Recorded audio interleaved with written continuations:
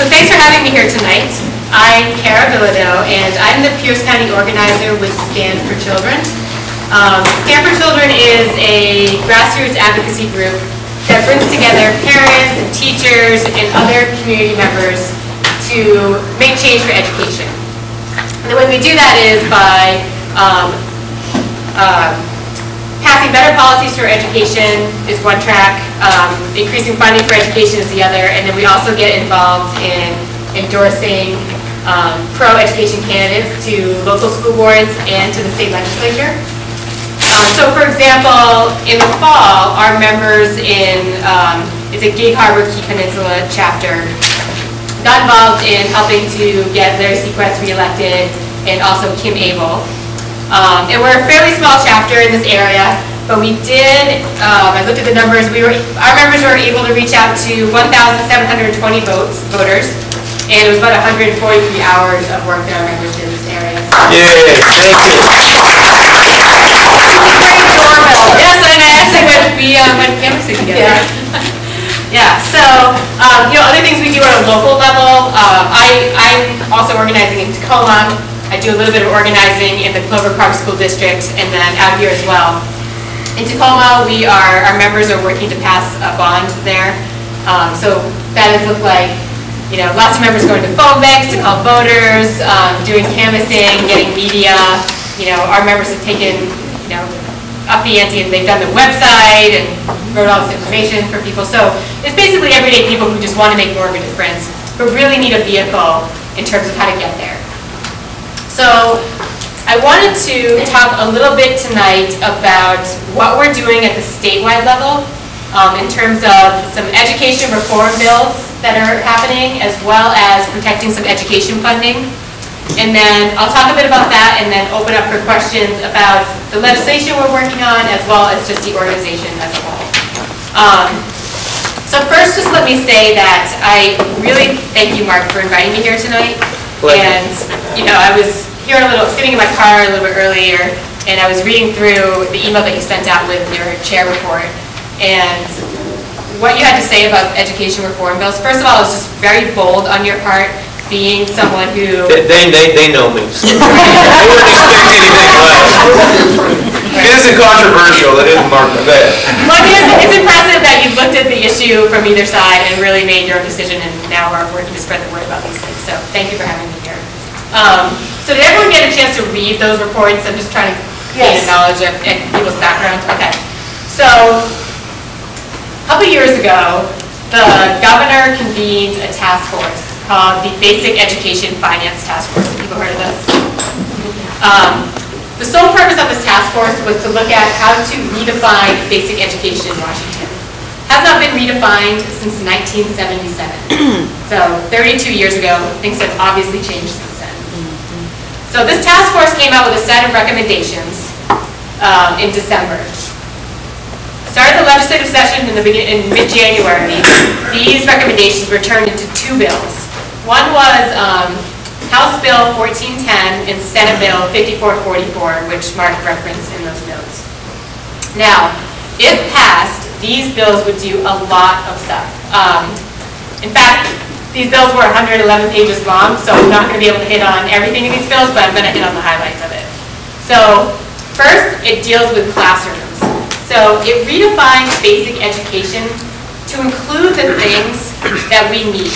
So for example, right now basic education in Washington does not include technology funding, transportation funding, early childhood education, money to lower class sizes, cost of living increases for teachers. I mean, all the stuff that we just think of as day-to-day things that we need for public ed, right?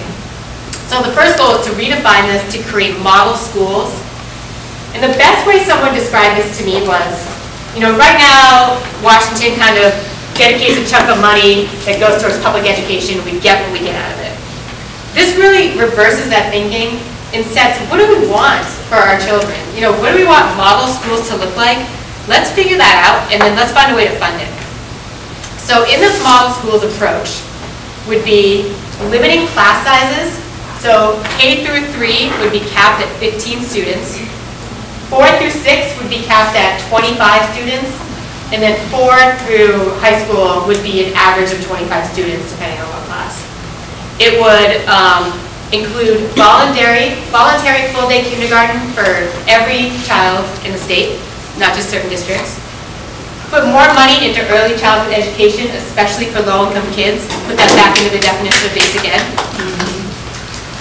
It would also create more meaningful high school graduation requirements by asking the state to fund an extra period a day in high school so that kids graduate with 24 credits. And right now it's, I think, 19 to 21, depending on district. So that they can be better prepared to either go to college or go into an apprenticeship program or whatever they want to do, you know, in work or life after high school. So that's kind of the classroom piece of this stuff. The other side of this is teacher reform, you know, really thinking differently about the teaching profession. So it would change the way that we evaluate, compensate, and mentor teachers.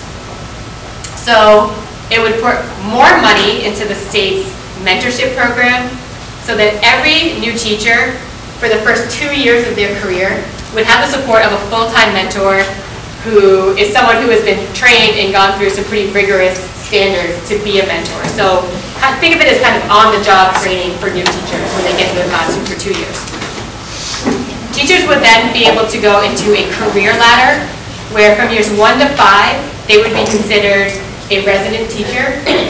And this is where, you know, we get to the kind of controversial piece of this. At 5 years, teachers would be evaluated on a few different things. It would be looked at peer evaluations from an outside source. It would look at, you know, classroom visits, site visits. They would have to get their ProCert, so professional certification. And it would look at, you know, it would create a database system in the state. So we could actually look at our teachers being able to move a cohort of students up, you know, kind of progressing over 2 to 3 years, or they just pretty much, is there a pattern that the kids are staying or stagnant. So if they meet these qualifications, they move up the career ladder and go on to be a professional level teacher. And then after 2 years from there, they can go on to be a master level teacher. And of course, as they move up these ranks, their compensation is you know, gotten higher.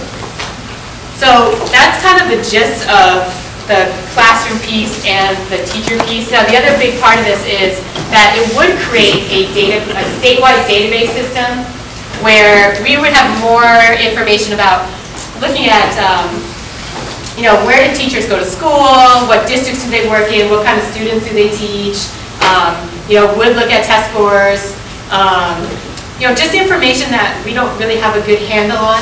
So especially, you know, if a kid is going to, you know, school in Seattle and then move to, Gig Harbor was going somewhere in the Peninsula School District, there's not a whole lot of information that follows them. And so being able to know that would be extremely helpful. So that's the gist of it. So I would say there's 4 major things in these bills. So the teacher career ladder, model schools with the classrooms, the database system, and then this idea of more meaningful high school graduation requirements. So those were the original bills, 1410 and 5444. Now, the story behind these, they have been killed. Does anyone know why? More money. More money. Teachers Union. Teachers Union. So the teachers union is a very powerful force and had problems with these bills. And I don't want to give, you know, you can even speak to this if you want to a little bit more. I don't want to sound totally biased, but yeah, these bills have been, there was so much tension around these bills that the committees decided just to kill them and de-escalate it and have reintroduced 2 new intent-only bills. So it's now House Bill 2261 and Senate Bill 6048 are kind of the you know, skeleton of these former bills. So the next couple weeks is the time when we're trying to get all this content put back into the bills and figure out, there are points where we can compromise here in terms of, you know, for people to get to the master level teacher, they would have to get their national boards. That doesn't work for everybody. There needs to, you know, Stan and my personal view as well, we want to see an alternative to just getting national boards to move up to masters. The other point of compromise is this wouldn't grandfather in existing teachers until 2022. Another point of compromise is that existing teachers just just play out with the system now until they retire, and it only works for new teachers.